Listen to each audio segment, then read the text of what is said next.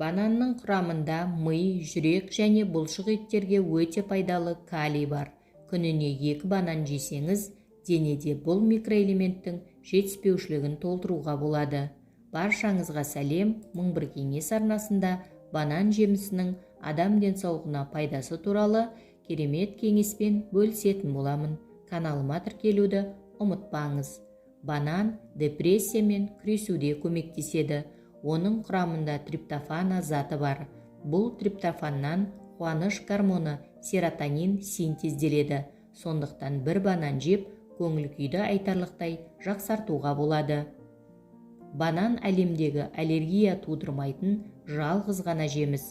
Тіпті жас нәрестелерде де банан ешқандай гиперсезімталдық, яғни аллергия көріністерін бермейді. Ішек микрофлорасын жақсартады. Банан құрамындағы ферменттердің арқасында ағзаға тағаммен түскен пайдалы заттар әдеттегіден қарағанда жылдамырақ сіңіріледі. Банан сүйектерді қатайтады. Банан арқасында ағзадағы кальций жиналып тұрады. Қалыпты жағдайда ағзадан кальций сынды пайдалы минералдар зәрмен сыртқа шығып кетіп отырады. Ал банан әсерінен керісінше кальций жиналып, сүйектерді қатайтуға қатысады.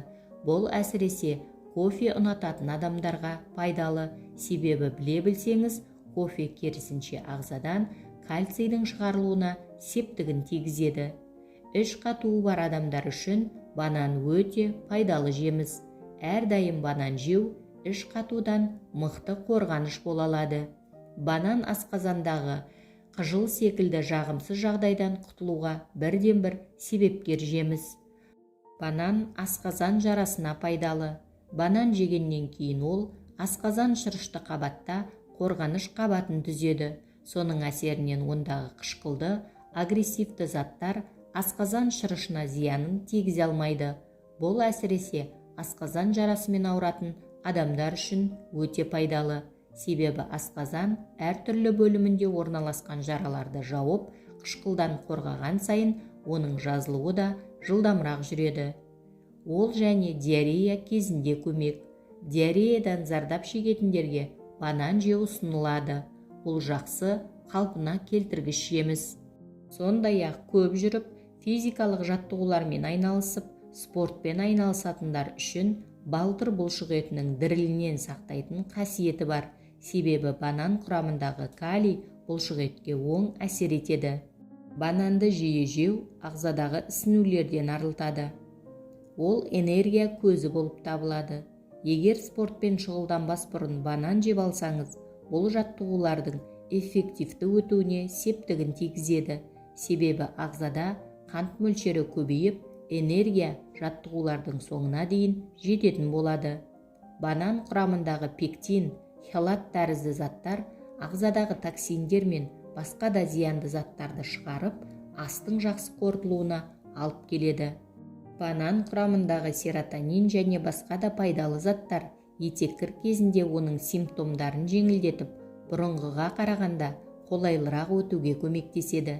Егер етеккір кезінде банан жесе, онда нашар көңіл күйден және оның симптомдарынан құтылуға болады.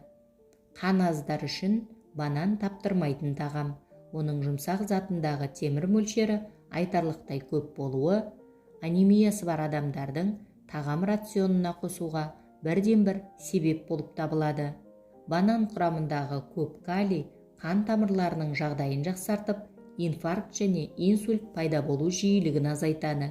Сондай-ақ гипертонияға ем болады. Бананда бар антиоксиданттар мен амин қышқылдар ағзаны қолайсыз факторлардан қорғап, қорғаныштық қасиеттерін, яғни иммунитетті жоғарылатады. Сондай-ақ банан бүйрекке оң әсер ете алады. Пайдалы заттар, микроэлементтер бүйрек қызметіне көмектесіп, құм мен тастардан арылуға көмегін тигізеді. Банан жүрек айну немесе жүктілер токсикозы кезінде көмектесетін ғажап тағамдардың бірі. Банан қабығы жәндіктер шаққаннан кейін пайда болатын қышуға жақсы көмектеседі. Қабығын ішкі жағынан шаққан жерге біраз уақыт қойса, нәтижесі бірден байқалады. Банан дене температурасын қажет кезде төмендету қабілеті бар. Бұл әсіресе күн ыстық кезде немесе қызба кезінде аса пайдалы. Никотинді тәуелділіктен құтылып келе жатқан адам үшін банан жеу пайдалы. Көп мөлшердегі дәрумендер, калий, магний ағзадағы қалып қойған никотинді шығарып, темексіз өмірге жылдам үйренуге алып келеді.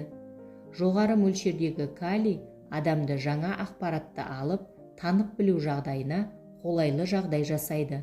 Бұл әсіресе сабақ оқу немесе емтиханға дайындалу кезінде таптырмайтын құрал болып табылады. Жалпы банан экзотикалық жеміс, оны ұнатпайтын жан жоқ болар. Дәмі уыздай тәтті, әрі асқазанға тоқ. Пайдалы витаминдер мен микроэлементтерге бай. Бананды десерт қылып беретіндер көп. Одан торт, тәтті тағам жасайды, нан пісіреді. Бананның пайдасы орасан зор. Жемістің құрамында калий, фосфор, темір мен витаминдер мол. Әсіресе В тобындағы витаминдерге бай. Тәбет пен ұйқы қашқан кезде, дене ісінген кезде бананның пайдасы көп. Қан қысымы жоғары, баспамен, жүрек қан тамыры ауруларымен ауырған адамдарға банан жеу қажет. Есте сақтау қабілеті нашарлаған, ұмытшақтық дендеген кезде де бананның пайдасы зор. Банан кімге зиян? Бананның пайдасы көп бола тұра, оның кейбір адамдарға зияны да бар. Жалпы банан зиянды жеміс емес, тек кейбір ауруы бар адамдарға немесе науқастарға жеуге болмайды. Банан көп жейтіндердің басы ауырып, ұйқы басуы мүмкін, сондықтан нормамен жеген жөн. Бүйрек ауыратын адамдарға банан көп жеуге болмайды, өйткені банан ағзадағы суды сыртқа шығарып жіберетін жеміс, ал бүйрекке ағзадағы судың жеткілікті болғаны қажет. Көк тамыры қабынған адамдарға банан аз жеу керек. Жоғарыда айтқанымыздай, бананның ағзадағы суды сыртқа айдайтын қасиеті бар. Ал ағзада су азайып қалса, қан тамыры сусап, қоюланып кетеді. Содан қан айналымы нашарлауы мүмкін.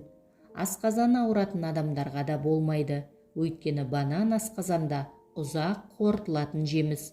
Ас қорытуы бұзылған жағдайда бананды қорыту қиындық туғызады.